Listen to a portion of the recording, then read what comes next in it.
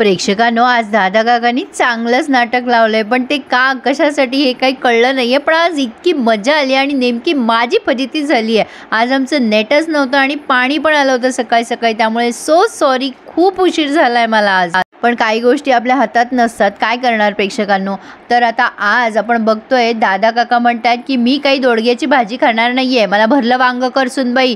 माई म्हणतात पण तुम्हाला तर वांग आवडत नाही, भरलं वांग कुठे खाता तुम्ही। दादा काका म्हणतात तुला जमत नसेल तर नुसतं पाणी पिऊन राहील मी। आता ही बाबी आत्या म्हणते अगो माई, तुला आठवतं का अण्णा असंच बोलायचे आपले। दादा काका माईवर ओरडत असतात, लख उभी काय आहेस तू, बोलत का नाहीयेस, थांब मी माझ्या विणूला सांगतो। विणू कुठे गेलीस विणू, सॉरी मीनू म्हणतायत ते। आता बाबी आत्या म्हणतात मी मीनू आहे। नाही दादा, तू का मला मीनू म्हणून हाक मारतोयस, अण्णाच एकटे मला हाक मारायचे मीनू म्हणून। दादा म्हणतात तू कोण आहेस, तू मीनू नाहीयेस माझी मीनू चौथीला होती। बाबी आत्या म्हणते असं काय करतोस रे, मीच आहे, अरे अण्णांची धाकटी मुलगी आणि तुझी बहीण रे। पण दादा काका काही एक्सेप्ट करत नाही, तू नाहीच आहेस विणू, मला काही नकोय ही भाजी बिजी, आणि ते सगळं फेकून निघून जात आहेत। कानेटकरांना सगळ्यांना खूप टेन्शन आलंय प्रेक्षकांनो, बिचाऱ्या माईंना तर सगळ्यात जास्ती। आता बाबी आत्या म्हणत असते बघ ना माई, अगं अण्णांसारखंच वागतोय सेम दादा। आपू म्हणते अण्णा कोण आहे पण, बाबी आत्या सांगते अगं अण्णा म्हणजे आमचे बाबा, आम्ही त्यांना अण्णा म्हणायचो, ते माईंना ना म्हणजे आपल्या माईला थोरल्या सुनबाई हाक मारायचे ते। अगं माई आठवतंय ना तुला। आता माई म्हणतात बाई मला तर खूप विचित्र वाटतंय, माझा नवराच मला सुनबाई म्हणतोय, कसं वाटत असेल मला, अरे देवा।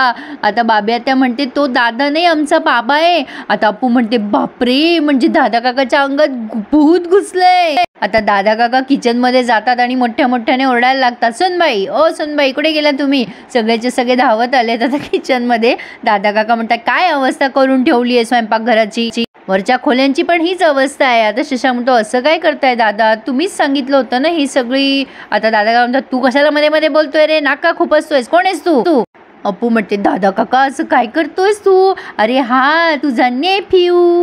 दादा काका म्हणतात ही कोण आहे, कोण आहे कोण ही उद्धट मुलगी, मध्ये मध्ये मध्ये बोलत असते, काय गरज आहे का तुला मध्ये बोलायची, आणि मोठ्या माणसांशी असं बोलायचं का, अरे तुरे करतेस मला। शशांक अप्पूला मागे लपवतोय। आता बाबी आत्या म्हणते अरे दादा असं काय करतोयस, हा आपला शशांक विठू दादाचा मुलगा, अरे हा खूप मोठा संशोधक आहे, शास्त्रज्ञ आहे तो।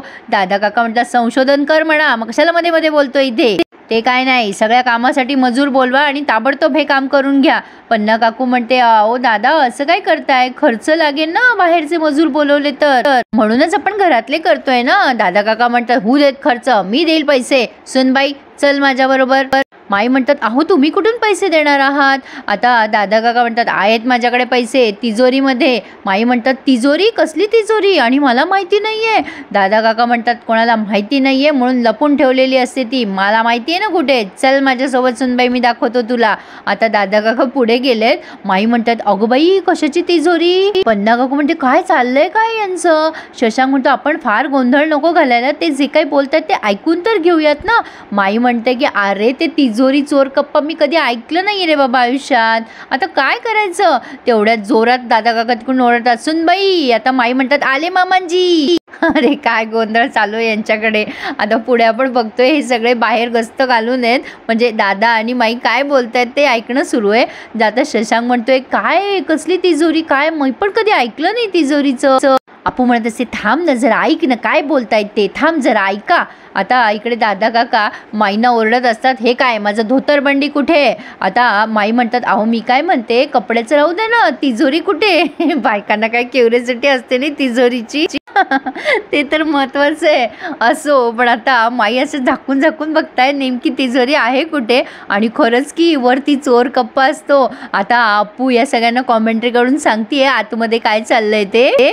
आपू म्हणते आहे सिक्रेट तिजोरी आहे। आता अमे आणि सुमी पण जॉईन झाले त्यांना। दादा काकांनी आता त्या सिक्रेट कप्प्यामधनं एक छोटासा बॉक्स काढलाय आणि माईला म्हणताय हे घे। माई म्हणतात हे काय आहे, आणि माई उघडून बघतात तर काय खरंच त्यात खूप मोठे पैसे असतात। आपू बाहेर सांगते बापरे खूप मोठे पैसे आहेत दादा काकाकडे। माई म्हणतात अरे बापरे एवढे पैसे कुठून आणलेत तुम्ही। दादा काका म्हणतात तुला काय करायचंय, बघत काय बसलीयस, आता ताबडतोब हे पैसे घ्या आणि ते लवकरात लवकर सगळे घर नीट करा। बघू नकोस माझ्याकडे, चल निघ आता इथून, पटकन पैसे घेऊन आण, सांग त्यांना कामं करा पटापटा. माई आपला पटापटा पैसे घेतात, बाहेर येतात आणि आधी सगळ्यांना म्हणतात इथे नको, खाली जाऊ आपण. आता सगळेजण खाली जाऊन डिस्कशन करताय. अमेय म्हणतो अरे बापरे, दादा काकांनी पैसे दिले या गोष्टीवर माझा विश्वासच बसत नाहीये, ते तिजोरीचं राहू द्या. माई म्हणतात अरे बाबा मला माहिती नव्हतं ना पण तिजोरी आहे, मला यांनी का सांगितलं नाही एवढ्या वर्षात, मला ते आश्चर्य वाटतंय ना. आपू म्हणते हो न ग माई, खरंच दादा काकांनी तुला तिजोरीबद्दल सांगितलं नाही, माझा विश्वासच बसत नाहीये ग. नाही म्हणजे आपल्याला नेहमी सांगत असतो ना दादा काका की हजबंड वाईफ मध्ये सिक्रेट ठेवू नये. माई म्हणतात अरे देवा, हे प्रकरण जरा वेगळंच दिसतंय मला. मानसी म्हणते हो ना माई, आपल्याला माहितीये ना भरलं वांग आवडत नाही दादांना, तरी ते तुम्हाला म्हणत होते भरलं वांग कर. आपू म्हणते हो ना, आपला दादा काका एकदम अँग्री यंग मॅन सारखाच वागायला लागलाय.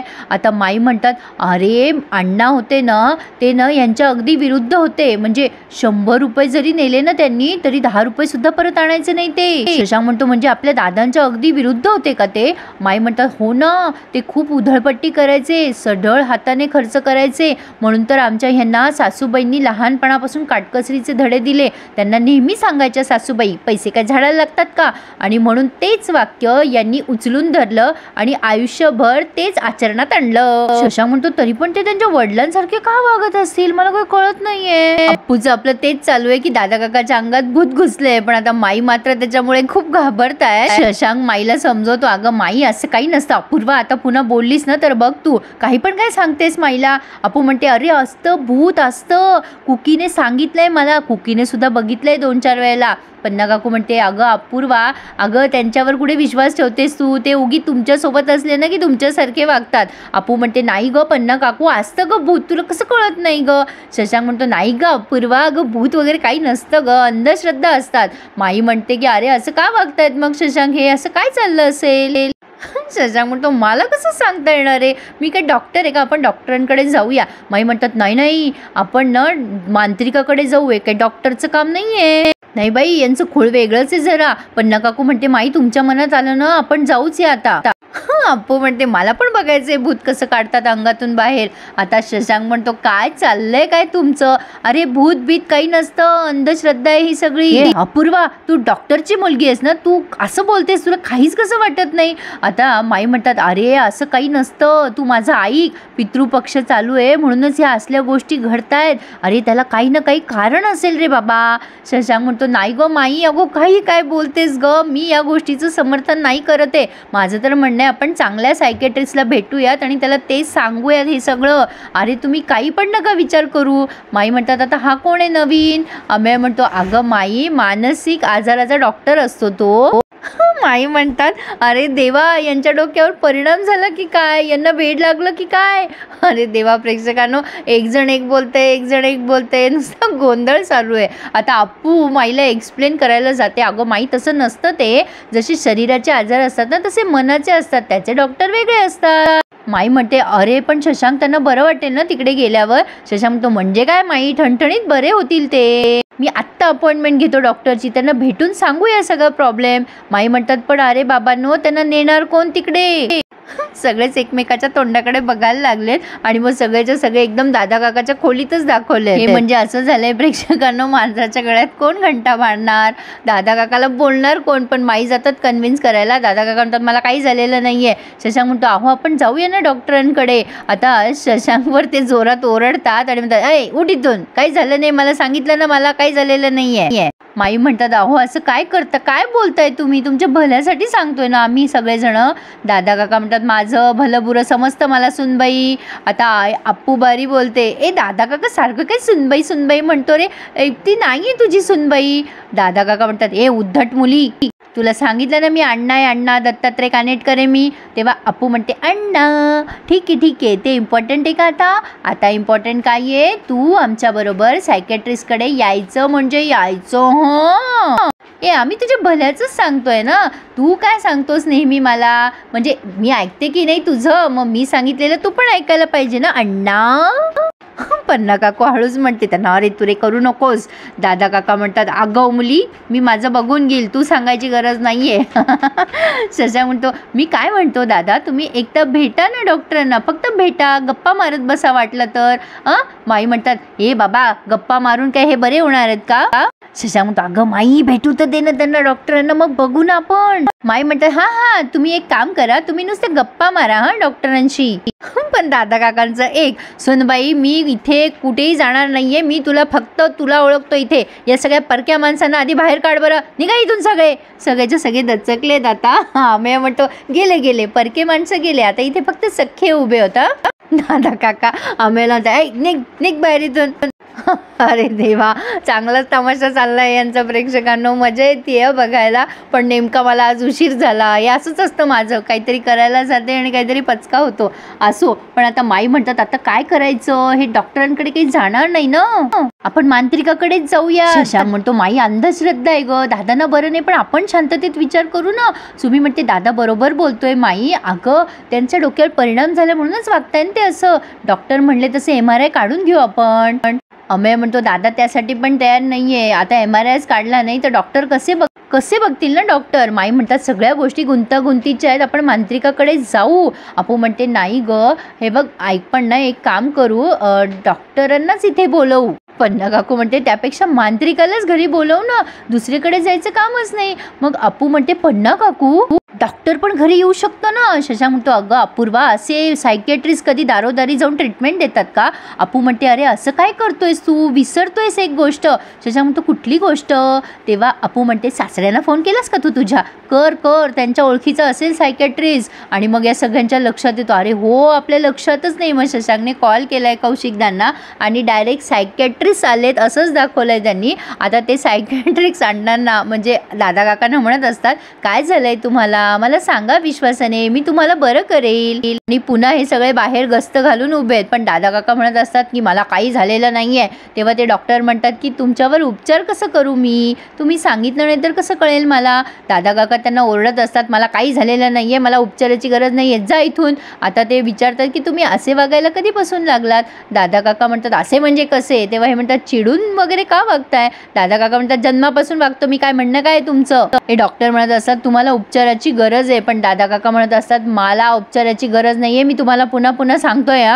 शशांक म्हणत असतो आपण असं बाहेर उभं राहून ऐकणं बरं नाहीये, आपण जाऊया इथून. माई म्हणतात अरे बाबा आपणच डॉक्टरांना बोलवलंय ना, आपल्याला कळलं पाहिजे ना काय बोलतायत ते आज. अमेय म्हणतो डॉक्टर हुशार आहेत, ते बरोबर मनातलं काढून घेतील दादा काकांच्या.